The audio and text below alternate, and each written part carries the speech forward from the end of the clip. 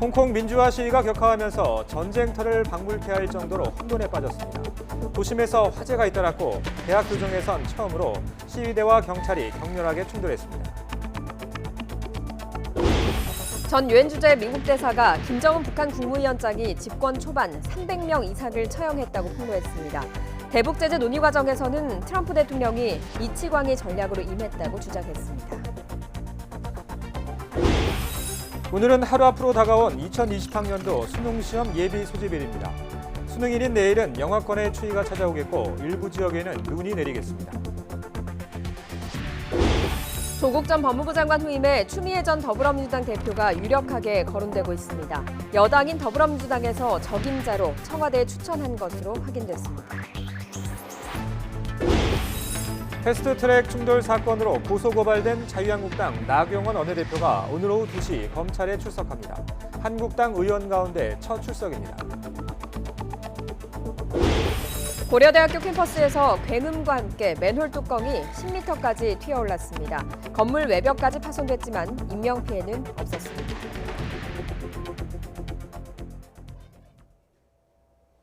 굿모닝 YTN 2부 이어갑니다. 시위에 참여한 학생이 경찰이 쏜 실탄에 맞는 사건이 발생하면서 홍콩이 전쟁터를 방불케 할 정도로 혼돈에 빠졌습니다. 도심 상점과 대학 교정이 화염에 휩싸였고 이른바 넥타이 부대까지 시위에 나서서 예측 불허의 사태로 이어지고 있습니다. 김상우 기자가 보도합니다.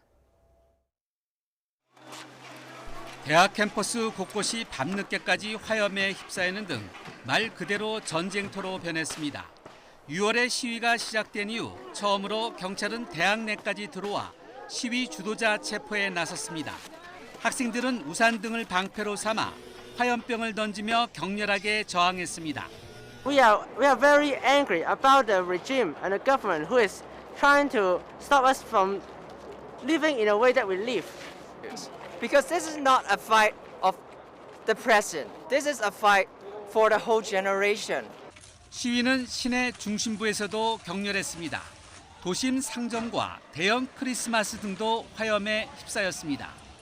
주로 주말에 진행되던 시위는 평일 이른바 여명행동이라는 방식으로 아침 일찍부터 시작됐습니다. 도로를 막고 지하철 등의 운행을 방해하는 시위를 벌였습니다. 곳곳에 교통대란이 이어졌습니다. 점심시간에는 넥타이를 맨 직장인들까지 나서는 이른바 함께 점심 먹기 행동 거리 시위가 진행됐습니다. 중국과 홍콩 당국은 체제 위협적인 시위라며 초강력 대응을 시사했습니다. But I just want to make it very clear that we will spare no effort in finding ways and means that could end the violence in Hong Kong as soon as possible. 홍콩 경찰은 성당 안에까지 들어와 체포하는 등 무차별적인 강경 진압에 나섰습니다. 11살 어린이와 82살 노인까지 체포하는 등 이달 들어서만 600명 이상 체포했고 지금까지 무려 3,600명쯤 체포했습니다. 홍콩 당국은 새로운 경찰 수장으로 중국에서 교육받은 친중 강경파인 크리스탕을 내정했습니다. 경찰이 쏜 실탄에 학생이 맞아 당국에 대한 시민들의 분노가 거세지는 가운데 군 투입 가능성까지 거론돼 홍콩 사태는 예측 불허의 국면으로 이어지고 있습니다. YTN 김상호입니다. 경찰의 시위대에 대한 실탄 발사와 관련해 중국 정부는 법에 따라 처리한 것이라는 입장을 내놨습니다. 경상 중국 외교부 대변인은 브리핑에서 피격을 당한 시위 참가자를 폭도라고 부르면서 폭도가 경찰을 공격한 것이 먼저였으며 경찰은 합법적인 대응을 한 것이라고 주장했습니다. 홍콩의 시위 사태가 더 악화하고 있는 가운데 중국 정부는 미국과 영국이 개입해서는 안 된다며 경계를 나타냈습니다. 중국 외교부 소속 홍콩 주재 사무소는 대변인 발표를 통해서 시위대를 폭도라고 부르면서 최근 미국 국무부와 영국 외교부 그리고 미국과 영국의 일부 정치인들이 홍콩의 정상적인 법 집행보다 시위대를 두둔하고 있다면서 폭력은 저지돼야 하고 범죄는 처벌받아야 한다고 주장했습니다. 네, 앞서 전해드린 대로 민주화 시위가 격화하면서 홍콩은 지금 전쟁터를 방불케 하고 있습니다. 시위가 대체 왜 이렇게 격화하고 있는지 해결점은 안 보이는지 한국외대 국제지역대학원 강준영 교수와 함께 홍콩 상황 자세히 알아보겠습니다. 강 교수님 나와 계십니까? 네, 안녕하세요. 자, 교수님. 저희가 뭐 앞서서도 이제 전해드렸는데 네, 대학 교정에서도 처음으로 이제 시위대와 경찰이 격렬하게 충돌했다고 하거든요. 네, 네. 어떤 의미로 좀 받아들여야 될까요? 네, 이번 홍콩 시위의 이 확전 양상은 기존에 홍콩에서 볼 수 없었던 그런 모습을 보이고 있습니다. 뭐 예. 기본적으로 이 과격화하고 홍콩 정부가 강경 대응을 하고 이런 것들은 뭐 그전에도 있었는데 예. 지금 말씀하신 대로 이 대학 안에까지 경찰이 진입을 해서 시위대를 체포하고 또 화염병에 대해서 최루탄으로 응사를 하면서 예. 강경한 기조를 이어가고 있거든요. 그리고 또 성당에까지 진입을 해서 시위대를 체포하는 일까지 벌어지고 있습니다. 예. 그러니까 예. 결국은 지금 홍콩 사람들을 특히 시위대를 굉장히 화나게 했던 비무장 시위대에 대한 실탄 조준 사격에 이어서 예. 이렇게 전방위적으로 압박을 시작을 하게 되니까 예. 아마 시위대는 더 화가 나서 더 강경하게 나올 것 같고요. 이렇게 되면 결국은 상황이 더 심각한 홍콩 정부 입장에서 보면 심각한 상황으로 가니까 일단은 강대강 대치가 계속될 수밖에 없고 예. 또 하나는 이게 주로 이제 주말에만 이어졌었단 말이죠. 지금 예. 5개월째긴 하지만 주로 토요일, 일요일 시위를 통해서 이루어졌는데 지금 그 평일 아침 뭐 금방 리포트에서도 보도가 됐습니다만은 점심 이렇게 소위 그 회사원들까지 예, 넥타이 예. 부대까지 나타나서 움직이는 걸 보면 이게 전체적인 시민 저항 운동으로 확산될 가능성도 있다. 그런 의미에서 보면은 상당히 홍콩 정부와 중국 정부를 긴장시키는 그런 국면으로 가고 있는 것 같습니다. 예, 예. 말씀하신 대로 경찰이 뭐 실탄을 쐈다거나 또 이 성당에서 체포를 했다거나 이런 얘기는 사실 상당히 상징적인 장면으로 볼 수가 있을 것 같습니다. 네. 홍콩 사태가 그만큼 심상치 않다는 걸 보여줄 수 있는 것 같은데 이런 강경 진압의 배경은 무엇일까요? 네, 당연히 그 홍콩 정부는 이런 시민들의 과도한 시위가 결국은 홍콩의 치안과 안녕을 해친다. 예. 이런 이제 표현을 쓰고 있거든요. 그래서 그런 시위대를 폭도로 규정을 하고 있습니다. 당연히 이 폭도에 대해서는 강경 진압을 해야 되는 거죠. 예. 근데 이제 문제는 예. 이게 6월 9일부터 시위가 시작이 돼서 5개월간 오는데 그동안 시위대가 5가지의 소위 요구사항을 내걸었습니다. 제일 이제 핵심이 송환법 폐지였는데 예. 송환법 폐지는 9월 4일 날 홍콩 캐리람 행정장관이 발표를 했단 말이에요. 그런데도 시위가 누그러들지 않고 있습니다. 그러다 보니까 이제 죄송합니다. 예. 계속 강경 진압을 하게 됐고요. 이 강경 진압은 당연히 중국 정부의 북경 중앙 정부의 주문이 있었던 거죠. 예. 왜냐하면 이게 홍콩 정부 차원에서 해결이 안 되면 중앙 정부에 부담이 온단 말이에요. 그러니까 지난번 19기 4중전회 때도 그렇고 그다음에 10월 4일에 캐리람 장관을 만난 시진핑 중국 국가주석도 그렇고 예. 어쨌든 홍콩 정부에 힘을 실어서 이걸 홍콩 자치정부 차원에서 해결을 하라고 주문을 한 겁니다. 그러니까 지금 상황에서 홍콩 정부는 강경 대응을 할 수밖에 없는 그런 구조를 만들어 놓은 거죠. 그래서 결국 지금의 이 사태가 잠재워지려면 홍콩 정부와 홍콩 시민 간의 1차적인 무슨 소통이 있어야 되는데 그거 길을 지금 찾을 수가 없는 겁니다. 예. 예. 자, 말씀하신 대로 이제 시위가 시작된 지 5달이 넘었는데 결국에는 이렇게 상황이 이렇게 악화된 근본적인 이유는 뭐라고 보십니까? 네, 이 표면적인 이유는 지금 말씀드린 대로 경찰의 강경 진압이고 예. 그리고 행정장관과 홍콩 경찰이 홍콩 시민의 편이 아니고 중앙정부의 편이다. 이게 이제 표면적인 이유입니다. 근데 본질적인 이유는 예. 일국양제에 대한 불만이겠죠. 특히 이번에 그 5가지 요구사항 중에 보면 송환법 폐지도 있지만 행정장관 직선도 있거든요. 예. 그러니까 결국 홍콩인에 의한 홍콩 통치, 일국양제를 하면서 홍콩이 반환되면서 중국 정부가 인정했던 홍콩 사람들이 직접 선거에 의해서 홍콩의 지도자를 뽑아라. 이 부분이 지금 안 지켜지고 있는 거거든요. 그게 1997년에 홍콩이 반환되면서 20년 있다가 예. 직선제를 하겠다고 그랬는데 그 법을 2014년에 수정하려고 한 겁니다. 그러니까 젊은 학생들이 들고 나왔던 게 우산혁명이거든요. 예. 그리고 우산혁명을 무려 79일간이나 시위를 했습니다. 근데 아무 결과도 없이 끝난 거죠. 그러니까 이번에는 이 자신들의 요구를 궁극적으로 관철시키기 위해서 중간에 이거를 그만두는 이런 거를 해서는 안 되겠다. 그래서 장기화로 끌고 가면서 시위를 계속하고 있고 국제사회의 관심을 끌기 위해서 시위는 더 과격화하고 있고 예. 이런 악순환이 이어지고 있는 겁니다. 예. 사실 뭐 말씀하신 대로 일국양제에 대한 불만이나 또 홍콩 지도자를 직접 뽑고 싶어하는 홍콩 시민들의 열망이 지금 보이는 거라고 볼 수는 있는데 네. 사실은 임시휴교나 교통대란 같은 시민 피해도 커지고 있고요. 일단 시위대 중에 뭐 사람이 죽거나 다치는 일도 좀 우려되는 부분입니다. 홍콩 정부가 물러설 조짐이 없습니까? 지금으로서는 이제 중앙정부의 강경진압 요구를 받았고 관철하고 있기 때문에 예. 쉽지 않아 보이는데요. 당초 홍콩 정부는 북경에 비해서 좀 유연했었습니다. 5개 항 요구 중에 2-3개 정도는 수용이 가능하다. 예를 들면 송환법을 폐기하고 경찰의 강경진압에 대해서 독립조사 요구를 하는데 그 정도 해줄 수 있다. 폭도 규정 철회해줄 수 있다. 이런 생각을 했던 것 같아요. 그래서 중앙정부에다가 건의를 한 것 같은데 예. 지금까지 나온 소식으로는 중앙정부가 거부했다는 거죠. 왜냐하면 그렇게 물러나는 모습을 보이면 장기적으로 홍콩 통치에 문제가 생긴다.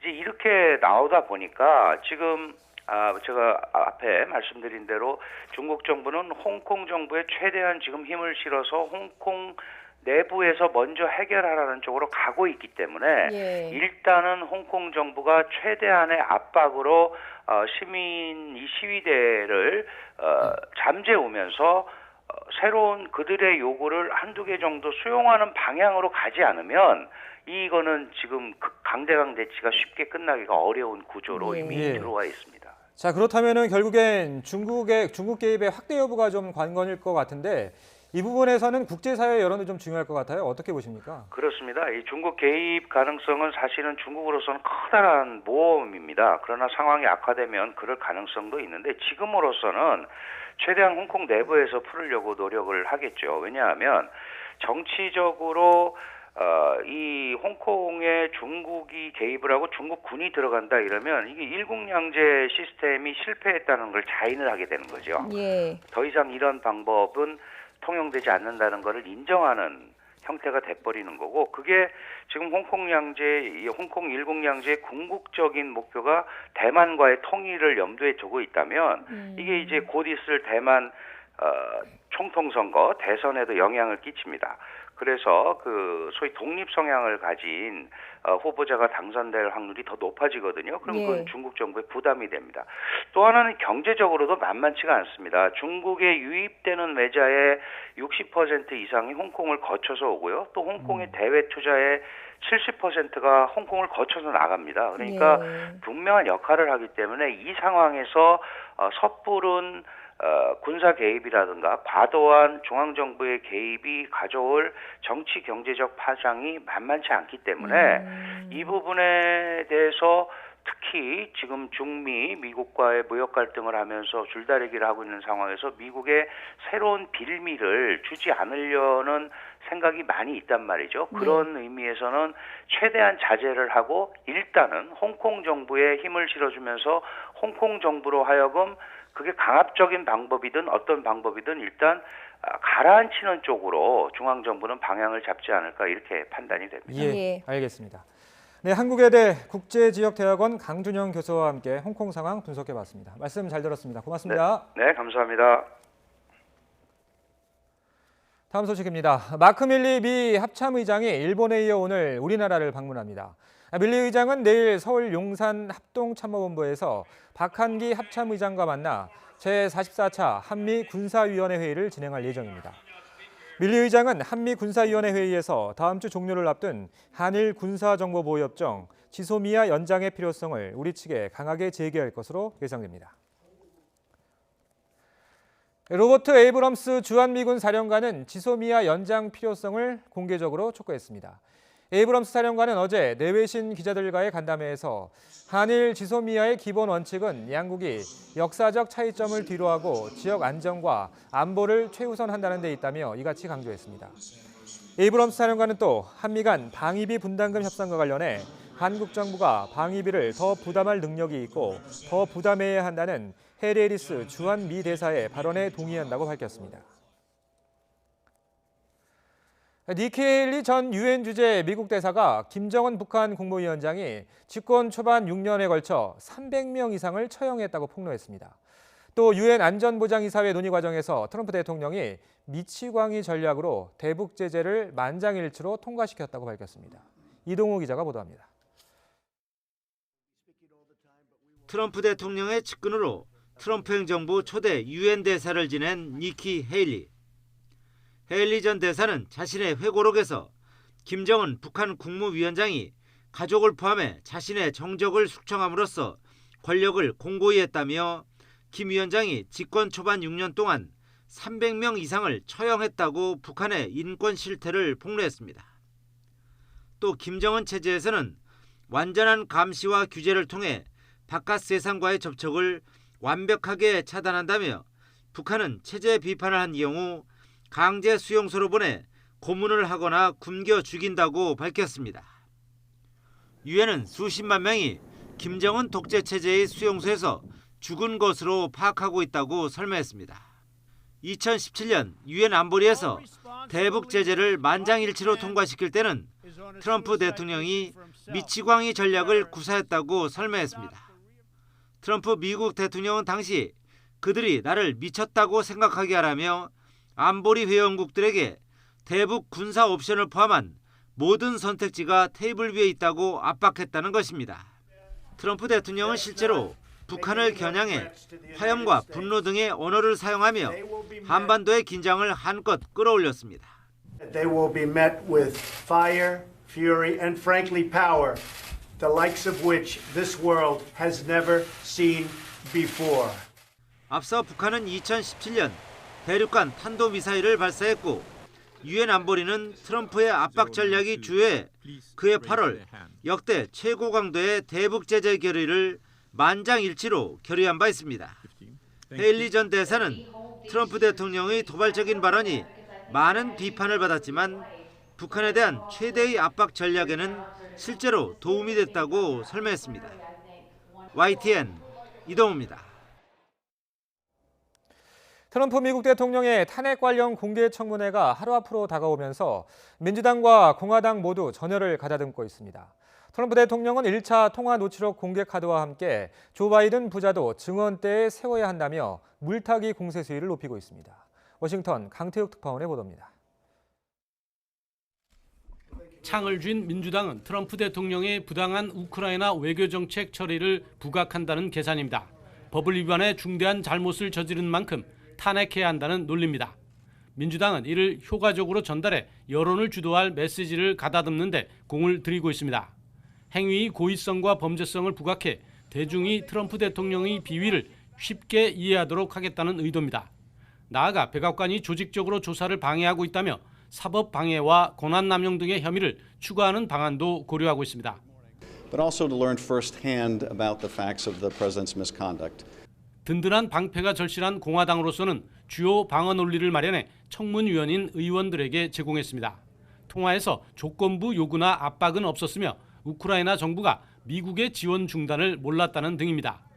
또 통화 전부터 트럼프 대통령이 우크라이나에 만연한 부패에 대해 회의론을 갖고 있었으며 그것이 통화에 반영됐다는 겁니다. 트럼프 대통령도 공세 수위를 끌어올리고 있습니다. 지난해 4월 1차 통화를 이번 주가 가기 전에 공개하겠다는 입장을 거듭 밝혔습니다. 더 중요한 통화라는 점을 내세워 판을 흔들려는 심산입니다. Democrats in Washington would rather pursue outrageous hoaxes and delusional witch hunts, which are going absolutely nowhere. Don't worry about it. 또 공개 청문회를 합법성이 없는 절차 사기로 매도하면서도 바이든 전 부자를 증언대에 세워야 한다는 주장도 이어가고 있습니다. 미국 언론들은 과거 리처드 닉슨이나 빌 클린턴 전 대통령 때 탄핵과는 정치적, 미디어적 환경이 크게 다르다고 보고 있습니다. 그에 따른 영향도 확연히 달라질 수 있는 만큼 이번 공개 청문회를 통해 탄핵 추진이 중대한 분수령을 맞을 것으로 예상하고 있습니다. 워싱턴에서 YTN 강태욱입니다. 일본군 위안부 피해 할머니들이 일본을 상대로 낸 손해배상 청구 소송의 첫 변론 기일이 소송이 제기된 지 3년 만에 열립니다. 서울중앙지방법원은 오늘 오후 5시 고 김복동, 곽예남 할머니 등 피해 할머니와 유족들이 낸 손해배상 청구 소송의 첫 변론 기일을 진행합니다. 정의기억연대와 민변은 오늘 재판에 앞서 기자회견을 열고 일본의 이 같은 주장이 피해자들의 인권을 재차 침해하고 있다고 규탄하고 사법부에 정의로운 판단을 요청할 계획입니다. 국회 신속처리한 건 이른바 패스트트랙 충돌 사건으로 고소고발된 자유한국당 나경원 원내대표가 오늘 오후에 검찰에 출석합니다. 패스트트랙 충돌로 고소고발된 한국당 의원 60명 가운데 첫 검찰 출석입니다. 김우준 기자가 보도합니다. 여야의 물리적 충돌 속에 이른바 동물국회라는 수식어가 붙은 지난 4월 우리 국회의 모습입니다. 선거법 개정안과 공수처 법안 등의 패스트트랙 지정 과정에서 자유한국당이 회의 진행과 법안 접수를 막아서면서 일어난 일입니다. 가세요 이제 충분해. 지금 2시간 아니 4시간 반짜리가 이제. 저도 이제 기다릴 만큼 기다렸고요. 이 충돌로 한국당 의원 60명이 고소 고발됐습니다. 하지만 고소 고발된 한국당 의원들은 지금까지 한 명도 경찰과 검찰의 소환 통보에 응하지 않았습니다. 이르면 오늘 검찰에 출석 예정인 나경원 원내대표는 자신이 대표로 출석해 의견을 진술한 뒤 법적 책임을 진다는 입장입니다. 나 원내대표는 지난 4일 무혐의 주장이 담긴 의견서를 검찰에 제출했습니다. 당시 충돌의 근본적인 원인은 바른미래당 사개특위위원 불법 사보임과 국회의장의 불법적 경호권 발동에 있다는 겁니다. 또 법력권이 법안들을 패스트트랙의 불법 날치기로 올리려는 것을 막으려고 정당 방위를 했을 뿐이라는 게 나 원내대표의 주장입니다. 검찰은 나 원내대표가 출석하면 패스트트랙 법안을 막기 위해 회의 방해를 사전에 모의하고 지시했는지 추궁할 방침입니다. 앞서 황교안 한국당 대표는 지난달 1일 검찰에 자진 출석해 5시간 동안 조사를 받았습니다. 당시 황 대표는 묵비권을 행사했습니다. YTN 김우준입니다. 조국 전 법무부 장관 후임에 추미애 전 더불어민주당 대표가 유력하게 거론되고 있습니다. 여당인 더불어민주당에서 청와대에 추 전 대표를 적임자로 추천한 것으로 확인됐습니다. 조은지 기자입니다. 하나가 돼서 문재인 대통령님을 뒷받침하겠습니다.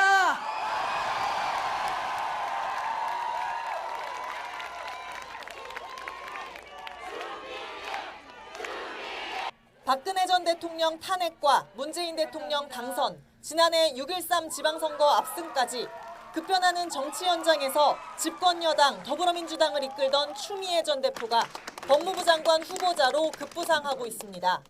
민주당 핵심 관계자는 YTN과 만나 추미애 의원이 법무장관에 적합하다는 의견을 이미 청와대에 전달했다고 밝혔습니다. 논의 초반에는 참여정부 민정수석을 지낸 전해철 의원과 판사 출신인 박범계 의원의 함합형이 무성했고 최근엔 변호사를 지낸 A 의원과 추 의원이 함께 물망에 올랐는데 결국 법조계와 정치권의 두루 이해가 높은 추 의원으로 의견을 모았습니다. 판사 출신인 추 의원은 헌정사상 최초 지역구 5선 여성으로 집권 여당을 지휘한 정치력이 강점입니다. 상대적으로 친문 색채가 옅어 탕평 인선 기조에도 맞고 청문회 낙마 가능성이 적은 현역 의원이라는 점에서도 후한 점수를 받는 것으로 전해졌습니다. 민주당 입장에선 추 의원 지역구인 광진을에 일찌감치 오세훈 전 서울시장이 털을 닦고 있는 만큼 검증된 중진이 절실하지만 조국 사태 이후 전국을 수습하고 검찰개혁을 뚝심 있게 밀고 갈 맞춤형 카드라는 시각이 있습니다. 추 의원 측은 문재인 정부에서 언제 어떤 카드로든 쓰일 수 있다는 마음의 준비는 늘 하고 있다면서도 장관직 제의 여부에는 확답을 피했습니다. 조국 전 장관이 사퇴한 지 어느덧 한 달째 여당이 밀고 있는 검찰개혁을 주도할 적임자가 누가 될지 이제 선택의 시간이 다가오고 있습니다. YTN 조은지입니다. 오늘 나오실 때는 따뜻한 옷차림과 함께 우산이 필요합니다. 전국에 요란한 비가 내리겠고 기온이 떨어지는 밤에는 첫눈이 내릴 가능성도 있습니다. 비는 정오 무렵 서울을 비롯한 중서부 지역부터 시작되겠고요. 퇴근길 무렵에는 그 밖에 전국 대부분 지역으로 확대하겠습니다. 예상되는 비의 양은 전국에 5에서 30mm입니다. 벼락과 우박을 동반하며 요란하게 내리는 곳이 있겠습니다. 기온이 낮은 강원 산간 지역에는 1cm 안팎의 눈이 내려 쌓이겠고요. 밤부터 중부와 경북 일부에는 진눈깨비나 약한 눈이 날리는 곳이 있겠습니다. 낮부터 찬바람이 불며 기온이 뚝 떨어지겠습니다. 낮 기온 서울 13도, 대전 14도, 광주 15도, 부산은 17도로 예상됩니다. 특히 수능 시험일인 내일은 서울 아침 기온이 영하 3도까지 떨어지며 영하권의 입시 추위가 찾아오겠고요. 충남 서해안과 호남에는 새벽부터 아침 사이 비나 눈이 내리겠습니다. 수능일인 내일은 중국에서 황사가 유입될 가능성이 있습니다. 남서부 지역을 중심으로 미세먼지 농도가 높게 치솟을 가능성이 있으니까요. 호흡기 예민한 수험생들은 미리 대비해 주시기 바랍니다. 지금까지 상암동 야외 스튜디오에서 YTN 권혜인입니다.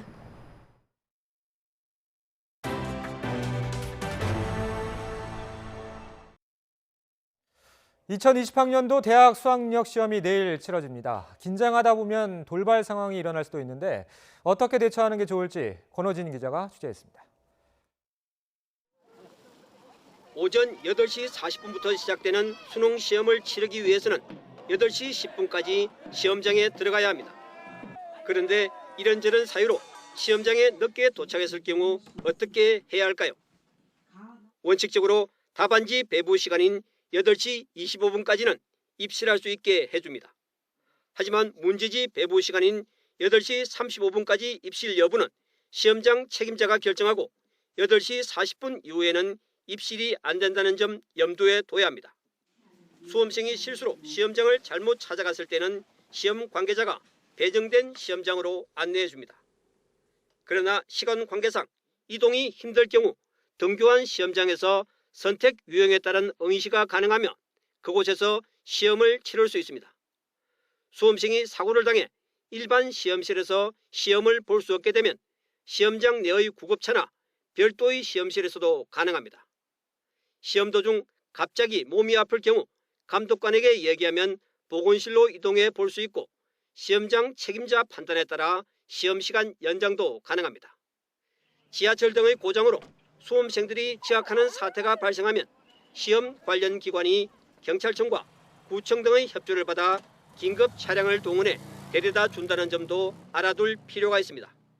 모든 게 수험생을 위해서 존재하기 때문에 수험생들이 그렇게 걱정하지 말고 그냥 모든 것을 수능 본부에다 맡기는 게 제일 좋다는 생각이 들어요. 수능 출제 기관인 한국교육과정평가원이 발간한 시험 당일 돌발 상황 대처 요령은 각 시도교육청 홈페이지에서 확인할 수 있습니다. YTN 근호진입니다. 고려대학교 캠퍼스에서 맨홀 뚜껑이 굉음과 함께 10m 높이까지 튀어올랐습니다.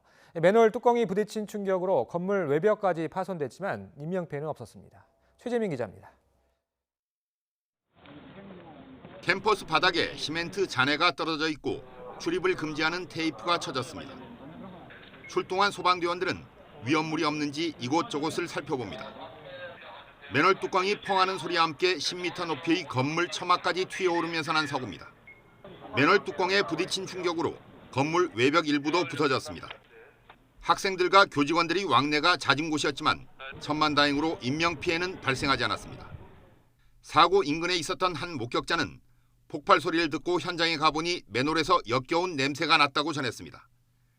소방당국은 정화조 부패로 발생한 가스가 분출한 것 같다며 정확한 사고 원인을 조사하고 있다고 밝혔습니다. 붉은 화염이 건물을 집어삼켰습니다. 서울 강남구에 있는 카센터에서 불이 난 겁니다. 불은 바로 옆 고시원도 위협해 35명이 대피했습니다.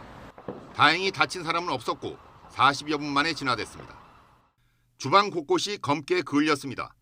대구시 중구에 있는 25층짜리 아파트 8층에서 불이 났습니다. 다친 사람은 없었지만 주민 20여 명이 유독가스를 피해 대피했습니다. YTN 최재민입니다. 러시아인 2명이 부산 해운대 고층 건물 옥상에서 낙하산을 메고 뛰어내렸습니다. 도심 빌딩이나 절벽에서 뛰어내리는 베이스 점프라는 극한 스포츠를 즐기는 사람들인데 결국 경찰 수사를 받게 됐습니다. 김정호 기자입니다. 178m 오피스텔 건물 옥상에서 한 명이 뛰어내리고 곧이어 일행도 뛰어내립니다. 두 사람은 낙하산을 펼쳐 대형마트 옥상 주차장으로 향합니다. 150m가량을 아찔하게 활강한 두 사람. 도심 건물 옥상이나 절벽에서 뛰어내리는 극한 스포츠인 베이스 점프를 하러 부산을 찾은 러시아인들입니다. 두 사람이 오피스텔 옥상에서 뛰어내린 시각은 지난 9일 밤 9시 무렵입니다. 당시 대형마트 옥상 주차장에는 지금처럼 차나 사람이 거의 없었습니다. 하루 뒤 1km가량 떨어진 해운대 해수욕장 근처 호텔. 두 사람이 또다시 낙하산을 타고 빌딩 숲을 활강합니다. 폐선 철도 승차장에 착륙했는데 이번에는 나들이 나온 많은 시민이 목격해 경찰에 신고했습니다. 어디서 왔는지는 모르고 당사도 보니까 이런 건 못 보고 타면 저 뒤로 넘어가는 거는 봤어요. 두 건 모두 건물에 무단 침입해 벌어진 일로 수사에 나선 경찰은 이틀 만에 두 사람을 찾아냈습니다. 건조물 침입죄를 적용했습니다. 본인들은 한국에서는 이런 행위가 죄가 되지 않는 줄 알고 했다라고 변수하고 있습니다.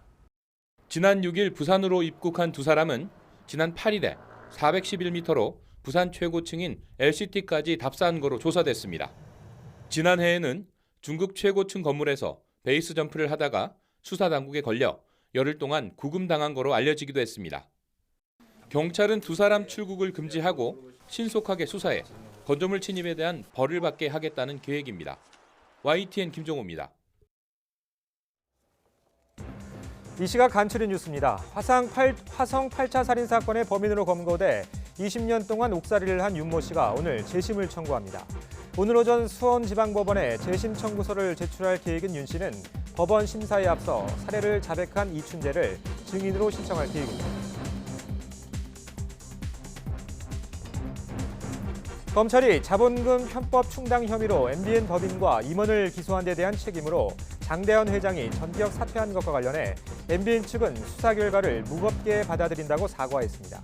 MBN은 입장문을 통해 이같이 밝히고 앞으로 재판 과정에서 진정성 있게 소명하고 뼈를 깎는 노력으로 경영 혁신을 시작하겠다고 강조했습니다. 정부는 경기도 연천에서 살처분 돼지의 침출수가 흘러나온 것과 관련해 매몰지 101곳 모두를 점검하겠다고 밝혔습니다. 농림축산식품부는 침출수가 하류 상수원인 임진강으로 유입되지 않도록 두 개를 설치했다며 이같이 말했습니다. 술을 마시는 방송 이른바 술 먹방을 찍은 뒤 만추가 된 여성 출연자를 성폭행한 혐의로 인터넷 방송 BJ가 경찰에 구속됐습니다. A씨는 지난 9일 새벽 1시쯤 서울 금천구에 있는 자신의 오피스텔에서 술에 취해 잠든 여성 출연자를 성폭행한 혐의를 받고 있습니다. 이 시각 간추린 뉴스였습니다.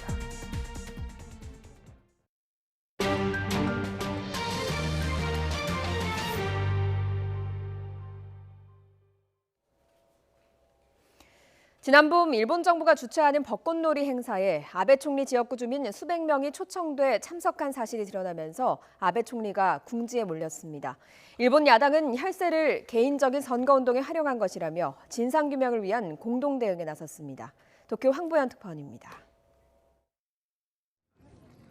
지난 4월 벚꽃이 만개한 일본의 한 공원에 한껏 옷을 차려입은 사람들이 기념 촬영을 위해 구름처럼 모였습니다.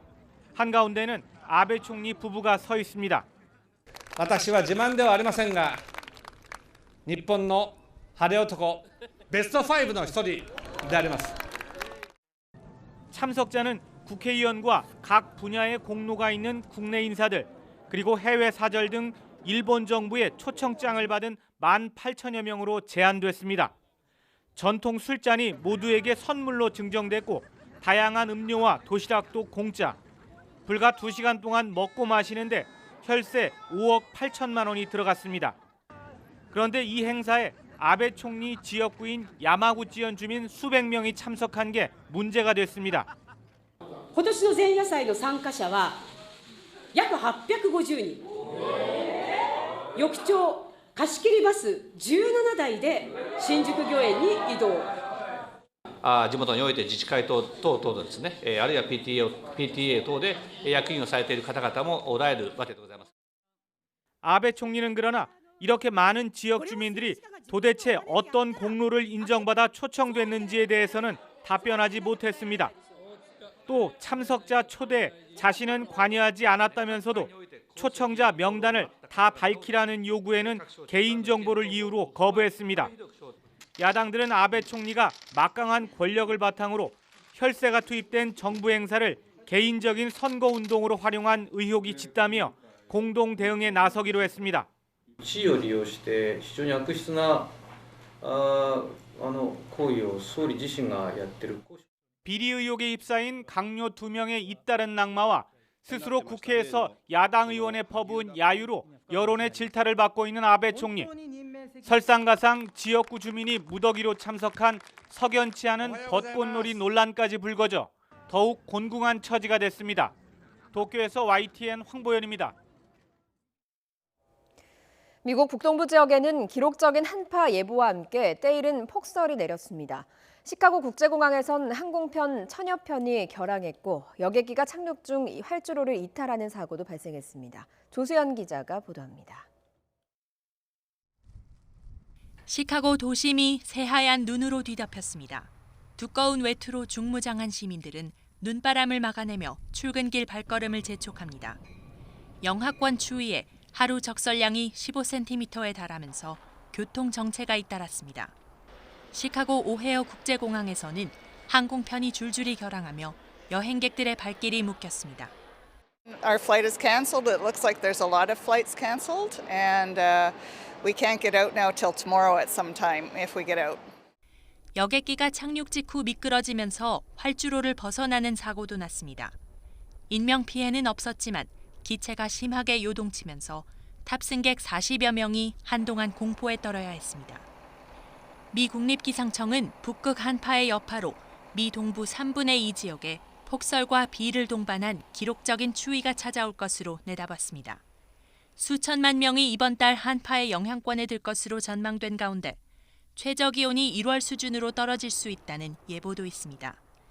이에 따라 미네소타 등 중서부부터 동북부 끝의 메인주, 텍사스와 조지아 등 남부까지 아우르는 광범위한 지역에 겨울 날씨 주의보가 내려졌습니다. YTN 조수연입니다. 트럼프 미국 대통령이 미국과 중국의 1단계 무역 합의가 임박했다고 밝혔습니다. 트럼프 대통령은 뉴욕 경제클럽 연설에서 미국과 중국이 1단계 무역 합의에 근접했으며 곧 이뤄질 수 있을 것이라고 말했습니다. 하지만 그러면서도 협상 타결이 무산될 경우 관세를 부과하겠다고 또다시 으름장을 놓기도 했습니다. 트럼프 미국 대통령이 지난해 한미 자유무역협정 FTA 개정을 자신의 무역정책 성과로 또다시 거론했습니다. 트럼프 대통령은 한국과 전임 오바마 정부의 실패한 무역 합의를 재협상했다며 새 합의로 미국 기준에 따라서 한국에서 팔릴 수 있는 미국 자동차 수를 2배로 늘리고 소형 트럭에 붙는 25%의 미국 수입 관세를 유지하기로 했다고 설명했습니다. 중국에서 노벨 문학상 후보를 손꼽으라면 단연 소설가 옛 랭커입니다. 요즘 우리 출판계에서도 잇따라 작품이 선보이고 있는데요. 그런데 정작 본인은 실패한 사람이라고 말합니다. 이승은 기자입니다. 61년 전인 1958년 중국 허난성에서 태어난 옐랭커는 인민해방군에서 28년간 복무했습니다. 루신 문학상, 카프카 문학상 등 20여 개 문학상을 수상해 노벨 문학상에 가장 근접한 중국 작가로 꼽힙니다. 하지만 옐랭커는 스스로를 실패한 사람이라고 말합니다. 아직 위대한 작품을 쓰지 못했다는 겁니다. 我想在我的60岁以后写出了一本最具创造性的小说，我的人生是圆满的。如果没有写出来，我会非常的懊恼一生。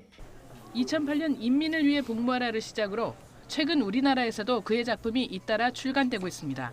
하지만 중국에서는 대부분 금서입니다. 홍콩 민주화 시위와 관련해 옐랭커는 인간의 생명은 소중하다며 소신 발언을 했습니다. 问题我只能表达这样一些东西。第一就是尊重一切人类为人的自由和尊严的努力。第二，反对一切任何形式的暴力活动。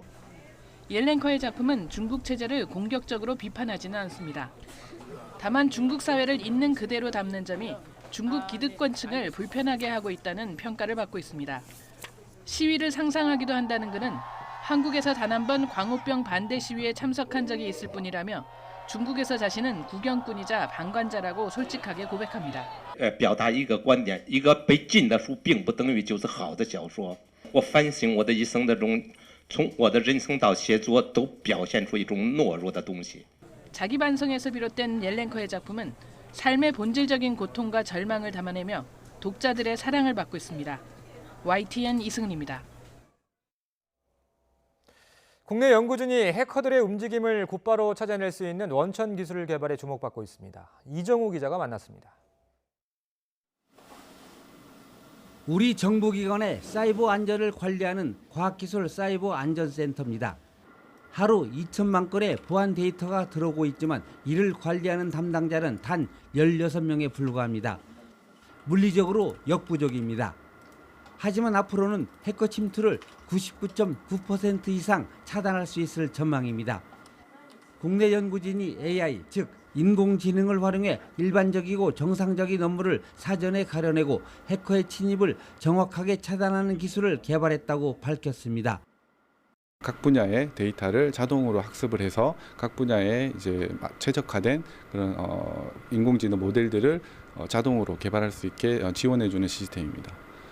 대규모 자료 수집과 가공부터 최종 단계까지 모든 과정을 사용자 요구에 따라 논스톱으로 처리할 수 있다는 설명입니다.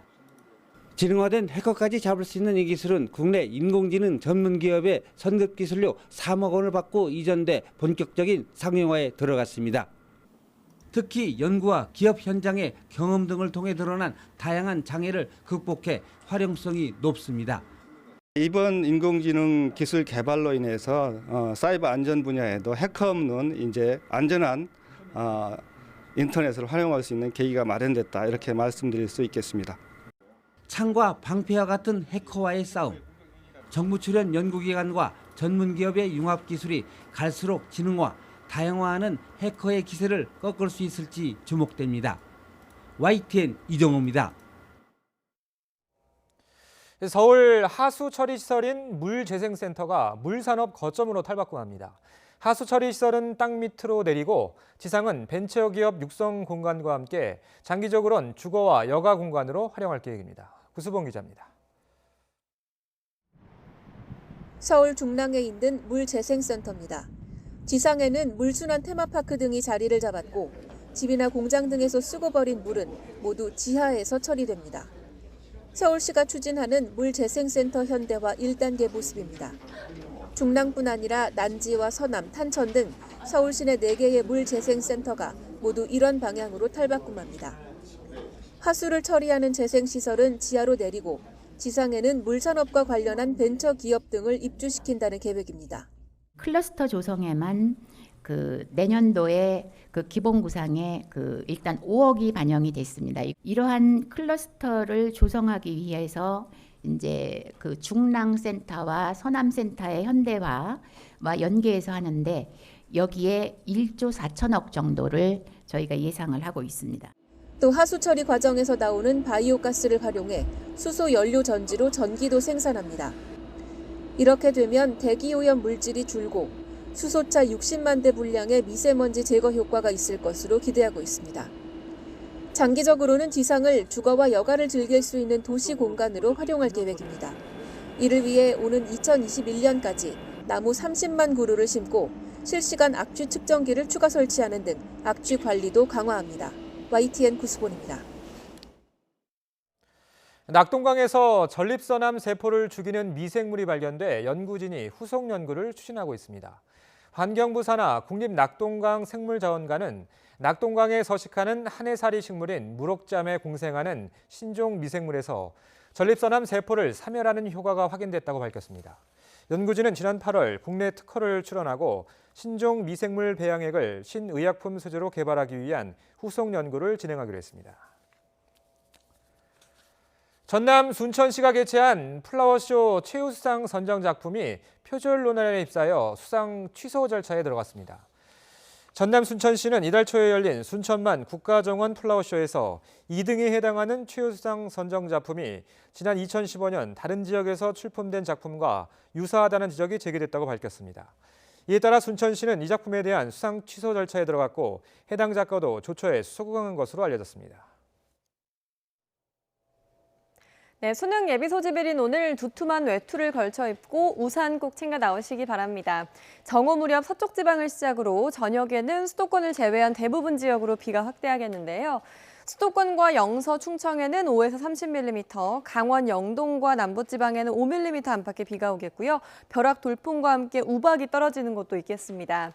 기온이 낮은 강원 산간에는 1cm 안팎의 눈이 내려 쌓이겠고 일부 중부와 경북 내륙에도 밤에 첫눈이 날리는 곳이 있겠습니다.